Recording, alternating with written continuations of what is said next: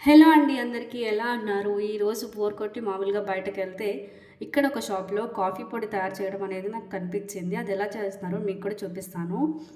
ఇది కరెంట్‌తో రన్ అయ్యే మోటర్ అనమాట. ఇక్కడ మీరు చూస్తే గనక స్టీల్ డబ్బాకి అడుగున చిల్లయితే పెట్టారు దీనికి.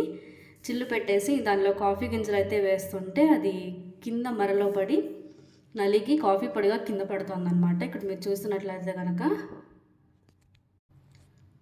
అలా పొడి పడుతున్నప్పుడు వచ్చే వాసన అయితే చాలా చాలా బాగుంది. ఇక్కడ ఇదంతా మెషిన్ అనమాట.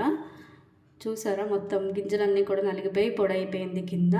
ఇది ఇన్స్టెంట్ కాఫీ పొడి అప్పటికప్పుడు తయారు చేసింది కాబట్టి దీనిలో చెక్కోరి అనేది కూడా కలుపుతారంటండి. అది కూడా ఒక రకమైన పొడి. ఆ రెండు కలిపి మనకి కాఫీ పొడిగా అమ్ముతున్నారు. వాసన అయితే మాత్రం చాలా చాలా బాగుంది. ఇది డికాషన్ తీసుకొని ఫిల్టర్ కాఫీ కలుపుకొని తాగితే చాలా బాగుంటుంది. వీడియో నచ్చితే లైక్ చేయండి, సబ్స్క్రైబ్.